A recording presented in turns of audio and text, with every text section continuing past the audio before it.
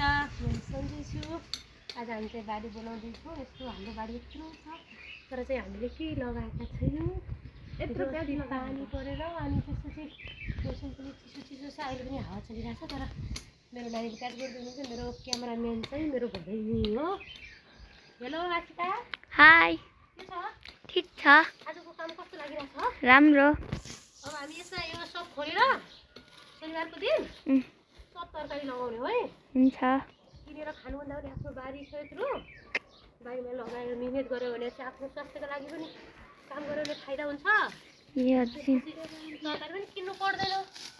ठिक छ? यस। सबैजना मिलेर हामी आज चाहिँ हामी बारीको काम गर्दैछौँ। यत्रो बारी छ हाम्रो। यता मेवाको बुट्टा, यता किमु गाई पछि हामीले खाएको चाहिँ यही हो। त्यो किमु यो मेवा यत्रो ठुलो छ।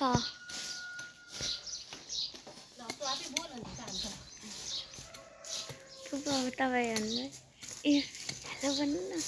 हेलो गाइजहरू, हात नराम्रो छ अब के भन्नु अरू केही छैन। म चाहिँ प्याज गर्दैछु अनि मेरो प्याज गर्ने तरिका चाहिँ कस्तो लाग्यो तपाईँले कमेन्टमा भन्नु होला। र हामी चाहिँ हाम्रोतिर चाहिँ यसरी गर्छन्, हजुरकोतिर चाहिँ कसरी गर्छन् थाहा भएन। म चाहिँ यसरी गर्छु। गाउँले मान्छे परियो हामी चाहिँ अरू आउन्न। हामी चाहिँ घरमा हुँदाखेरि होइन यस। त्यो असार साउनतिर यत्रो भड हुन्थ्यो। कात्तिकतिर त्यसमा घाँस काट्ने बेला चाहिँ अल्छी लाग्थ्यो नि त। सर्व गर्नु डर लाग्थ्यो। हामी यस्तै गरेर यस्तो गरेर यति छिटो काट्यौँ है। मलाई त छिटो गर्न नि आउन्न।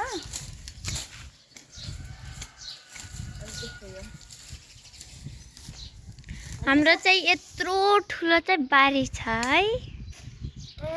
यो लगाएको भयो अनि यो बुट्टा सब घाँस भयो होइन। मेवाको यता यो कटरको बुट्टा ऊ त्यो अनि यो किमुको बट्टा, यो चाहिँ मेवाको बट्टा अनि यो चाहिँ बकाइनको बट्टा अनि यहाँ चाहिँ फुपू मेरो, यहाँ पनि फुपू अनि हाले चाहिँ कस्तो भइरहेछ हाम्रो गोडाइ त हेर्नु होला सबैले। अरू त आउनु यसरी गर्छ।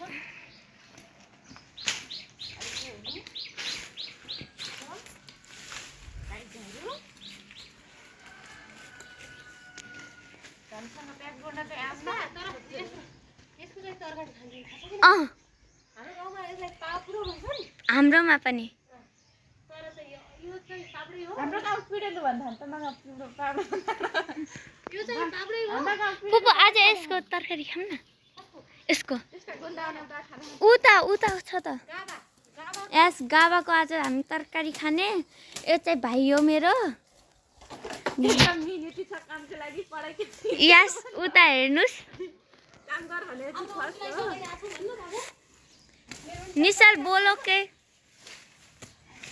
निशाल बोल।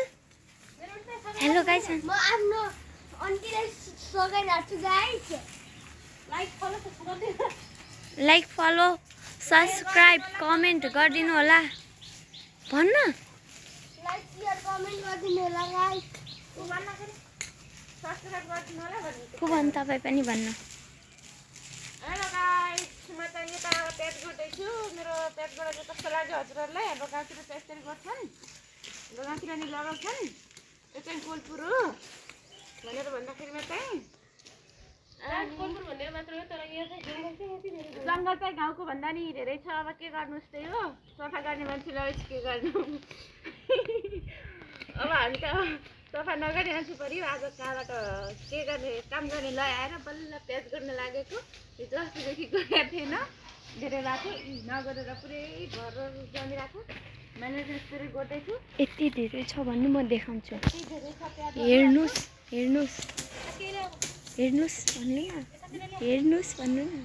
हेर्नुहोस् यति धेरै प्याजहरू छ हाम्रो। मैले त अब एउटा चाहिँ हिँडिसकेँ। अब यस भन्नु फुपू। हाम्रो चाहिँ यत्रो पुरै बारी हो तर चाहिँ हामी किल्ला खान्छौँ। अहिले हामी आमा छोराको चाहिँ यो खोल्ने पानी आउनु छ। त्यहाँ त सबै काटेर लगेर उता खानु है। तिमी नास्ता खायौ? के खानु आज तिमीलाई? पास्ता लगाउनु थियो यास्का? साग यहाँ सबै लगाउने हो गाइस। फुपू अफ गरिदिउँ। ऊ लगाउनु के? अब हामी त्यस्तो सिन्डाहरू अनि त्यस्तो खर्सोहरू अनि त्यस्तो यो करेलाहरू त्यस्तो लगाउने यहाँ हाम्रो यत्रो बुट्टा छ यसमा यस्तो माथि गरिदिएर यति राम्रोसँग भइसक्यो गुडेर हो। हामीले चाहिँ प्याज जस्तो ढोलाएर गोड्छौँ हाम्रो नानीले त्यस्तो गरेर दुध काटेको गाई हो। फुपू अब रेड लाइनमा दाबम। हेलो गाइस, म चाहिँ क्यामराम्यान अनि हामी चाहिँ आज प्याज गर्दैछौँ। उता मेरो फुपू चाहिँ घाँस काट्दै हुनुहुन्छ। ओ अनि यो चाहिँ मेरो भाइ हो अनि ऊ त्यहाँ चाहिँ प्याज गर्दै हुनुहुन्छ। आज चाहिँ हामी काम गर्दै बसिरहेछौँ। भोलि चाहिँ फुपू कता जाने रे? दाङ जानुहुन्छ, त्यही भएर आज नै गोड्न लगाएको। भोलि चाहिँ अब फुपू गएर आउनुहुन्छ। म भोलि साँझै गएर आइहाल्छु है। छिटो छिटो आउनु होला। ओके आइहाल्छु। यो के साग हो? हाम्रो बारीमा साग पनि छ भनेर यी हेर्नु, हाम्रो बारीमा साग पनि छ। म चाहिँ गर्दैछु।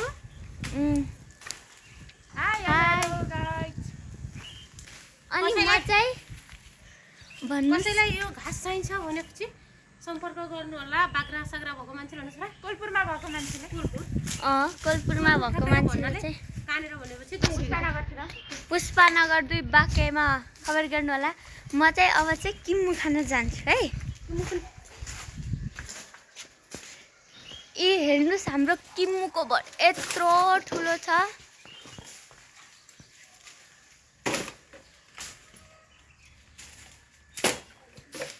म चाहिँ किम्मु खान्छु ल।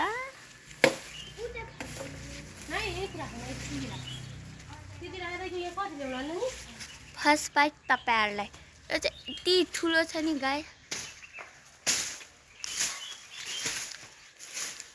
आधी चुक्लिलो नि छ, गुलियो नि।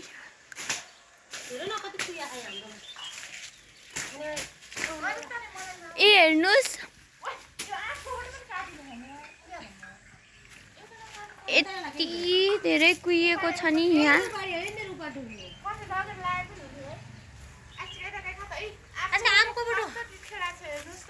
यी हेर्नुहोस् त यति ठुलो छ। लग्नलाई आफकोबाट कति राम्रो छ जरा पनि आछ पुरै। हामी चाहिँ यहाँनिर रोप्ने हो आफको बटा।